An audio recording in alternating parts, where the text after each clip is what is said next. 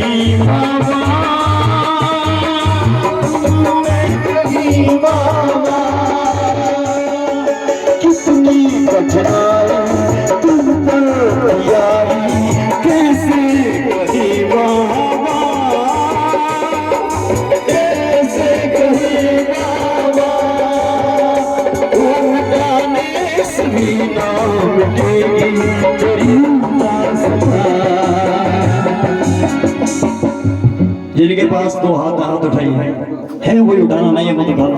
और मेरे साथ चलो।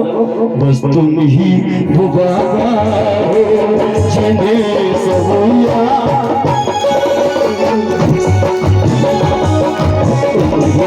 वो बाबा हो जिन्हें सबूया करके जीते हैं जिनके लिए,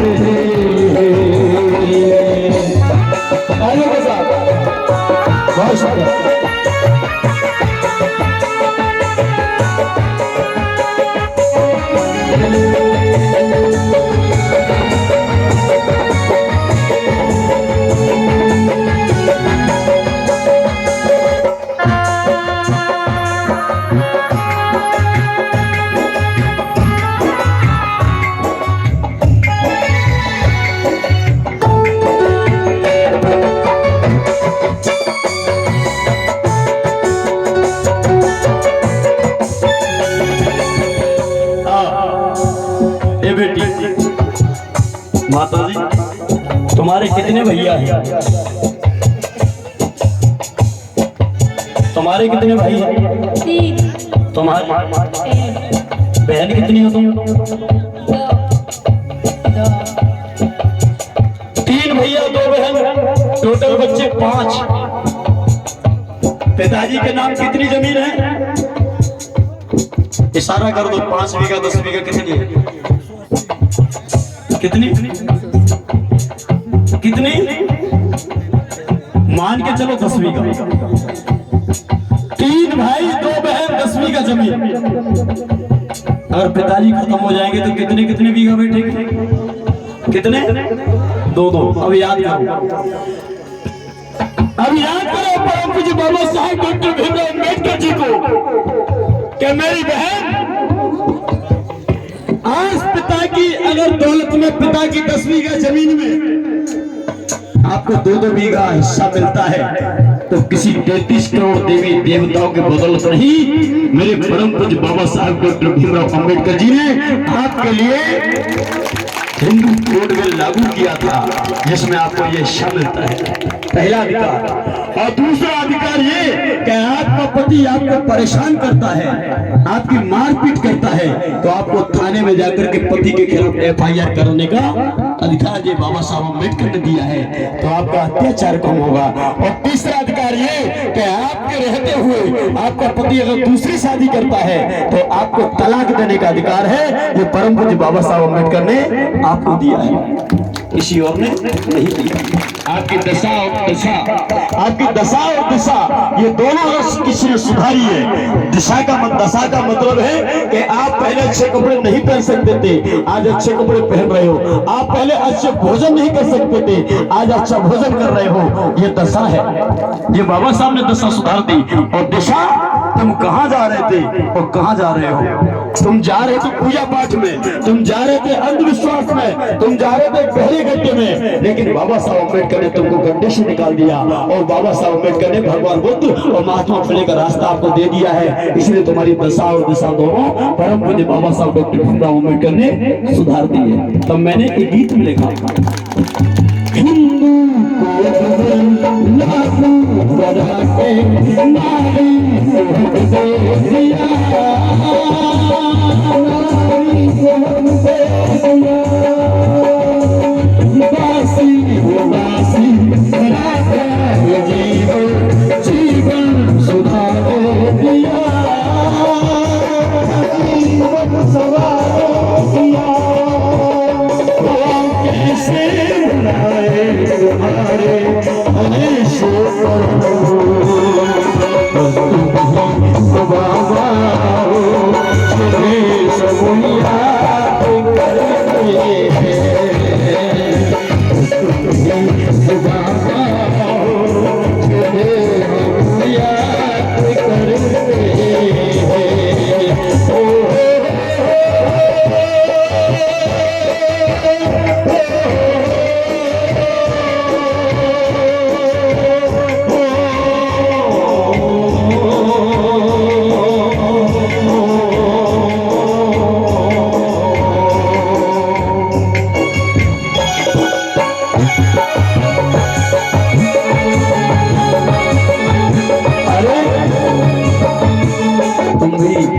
कुछ गाओ ना, तुम्हारी आवाज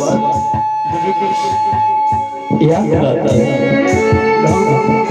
लगता है तुमने कभी मिशन का काम किया था, छोड़ क्यों दिया? कुछ अपने लोगों ने, कुछ मनवादियों ने धोखा दे दिया। ये बाबा साहब अम्बेडकर ने 6 दिसंबर 1956 को आगरा में आखिरी भाषण दिया था। सॉरी, बाबा साहब अम्बेडकर ने 1956 को आगरा में भाषण दिया था और तब कहा था 18 मार्च को, क्या आए मेरे बच्चों, मुझे तो अपनों ने लूटा, गैरों में कहां दम था। ये बाबा साहब ने कहा कि मुझे पढ़े लिखे लोगों ने धोखा दिया है, अरे गैरों में कहां दम था, और संविधान तो मेरे बाप ने लिखा, इन मनवादियों में कहां दम था।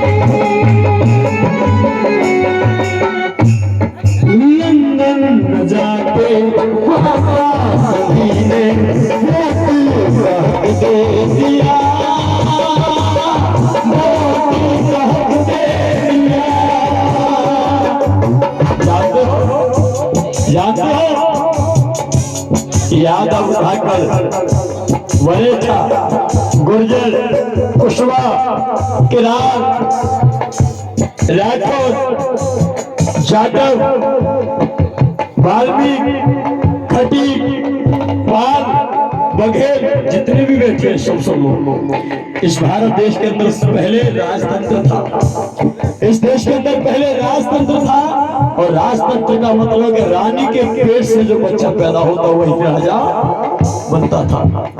आपको सिर्फ सेवा करने का अधिकार था, राजपाट में अपना भाग लेने का अधिकार नहीं था।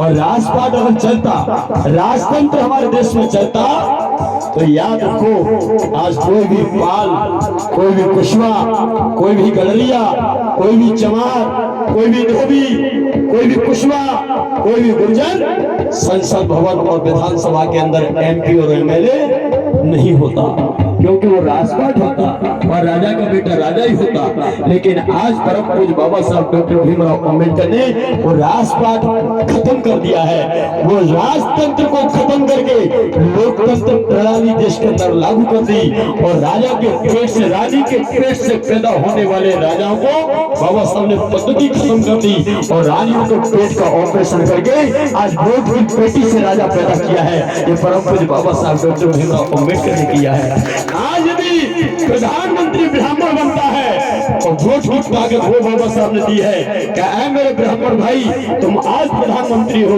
और देश की जनता अगर चाहे तो एक वाल्मीकि को भी प्रधानमंत्री की कुर्सी पे बिठा सकती है, जो बाबा साहब अम्बेडकर ने अधिकार दिया है। वही वाल्मीकि, वही वाल्मीकि, वही खटीक, वही धानुक, वही चमार जो कभी खटिया पर नहीं बैठ सकता था, वही वाल्मीकि, वही चमार, वही धानुक, वही खटीक जो कभी जूता पहन करके सड़क पे नहीं निकल सकता था, वो परम पूज्य बाबा साहब अम्बेडकर ने जिस कुर्सी पे ब्राह्मण बैठता है उसी कुर्सी पे बाबा साहब ने वाल्मीकि को बिठाने का काम कर दिया है। ये समानता का काम मेरे परम पूज्य बाबा साहब डॉक्टर भीमराव अम्बेडकर ने संविधान के दायरे में लेके किया है। ना किसी का खून खराबा, ना किसी से लड़ाई, ना किसी से झगड़ा, ना किसी से वैमनस्यता, ओनली सिर्फ अपनी विद्वता, अपने ज्ञान के माध्यम से, पढ़ाई लिखाई के माध्यम से बाबा साहब अम्बेडकर ने पढ़े लिखे लोगों को, वो अनपढ़ लोगों को भी, ऐसा नहीं बाबा साहब ने ये नहीं कहा कि जो डिग्री धारे वही एमपी एमएलए बनेंगे। अरे बाबा साहब ने तो ये कह दिया कि अनपढ़ आदमी चुनाव लड़ जा, अनपढ़ आदमी चुनाव लड़ जा, और जनता अगर तुझे चाहती है तुझे एमपी बना देगी, और एमपी बन गया तो प्रधानमंत्री बनने में देर नहीं लगेगी। अंगूठा छापे प्रधानमंत्री बन सकता है, और बीएससी एमएससी और एमबीबीएस करने वाला भी प्रधानमंत्री बन सकता है। ये कोई कर्म दूसरे और का नहीं है, ये कर्म अगर है तो महात्मा ज्योतिबा फुले जी और हमारे परम पूज्य बाबा साहब डॉक्टर भीमराव अम्बेडकर की जरा जोरदार तालियां महापुरुषों के लिए बजा दीजिए। अब मैंने कहा बाबा साहब ने 1932 में राउंड टेबल कॉन्फ्रेंस करके, बाबा साहब 1932 में गोल में सम्मेलन करके गांधी एंड कंपनी को लंदन में जाकर पछाड़ दिया था, और भारत देश का गर्व में जाने वाले भारत देश को ऊपर उभार करके, और भारत देश ने देश को पूरे विश्व में जो है भारत देश का एक पहचान बना दी है। तो किसी और ने नहीं, परम पूज्य बाबा साहब डॉक्टर भीमराव अम्बेडकर ने बनाई है। ये नोट आप देख रहे हो, ये नोट आप देख रहे हो, और नोट में लिखा है भारतीय रिजर्व बैंक। ये नोट देख रहे हो, नोट में लिखा है भारतीय रिजर्व बैंक। ये नोट भारतीय रिजर्व बैंक की धरोहर है, और भारतीय रिजर्व बैंक की स्थापना करने वाला कोई और नहीं था। भारतीय रिजर्व बैंक की स्थापना करने वाला ये गांधी जी नहीं थे। भारतीय रिजर्व बैंक की स्थापना करने वाले गांधी जी, नेहरू जी, लाल बहादुर शास्त्री, या कोई लाल बस्तराय, या सरदार वल्लभ भाई पटेल, या मोहम्मद अली जिन्ना, इनमें से कोई नहीं था। अगर इस भारत की मुद्रा की रिजर्व बैंक की स्थापना अगर किसी ने की है तो कोई और नहीं, परम पूज्य बाबा साहब डॉक्टर भीमराव अम्बेडकर ने की है। लेकिन हम लोग नहीं जानते इस नोट में जहां परम पूज्य बाबा साहब अम्बेडकर जी का फोटो आना चाहिए था, इस नोट में जहां बाबा साहब का फोटो आना चाहिए था, वहां पर लोगों ने पता नहीं किस किस के फोटो लगा दिए, जिन्होंने भारत देश के किसी रिजर्व बैंक का कोई काम नहीं किया, जिन्होंने अर्थव्यवस्था पर कोई काम नहीं किया। अगर कोई इकोनॉमी में सबसे ज्यादा फास्ट व्यक्ति था, इकोनॉमी अगर देश की सुधारी है, अर्थव्यवस्था अगर किसी ने सुधारी हमारे भारत देश की, तो गांधी और नेहरू ने नहीं, मेरे परम पूज्य बाबा साहब डॉक्टर भीमराव अम्बेडकर ने सुधारी है। और जिसने अर्थव्यवस्था सुधारी हो उसका फोटो नोट पे आना चाहिए कि नहीं आना चाहिए? कौन कौन चाहता है कि बाबा साहब का फोटो और ज्योतिबा फुले जी का फोटो नोट पे आए? कौन कौन चाहता है? उठाओ हाथ, क्योंकि जब तक आप लोग मांग नहीं करोगे, जब तक आप लोग मांग नहीं करोगे, तब तक देश के अंदर सुधार होने वाला नहीं है। क्योंकि माँ भी बच्चे को तब तक दूध नहीं पिलाती जब तक बेटा रोता नहीं है, और बच्चा रोता है तो माँ भी दूध खिला देती है तो मुझे यहाँ लिखना पड़ा। लंदन में जाकर बाबा बुढ़ी ने रोटी हक दे दिया, हक दे दिया, रोटी दिलाकर बाबा बुढ़ी ने एमपी में ले दिया, एमपी में दिया। कैसे बुलाए तुम्हारे हम सारे, बस तुम ही बाबा हो, ये सब याद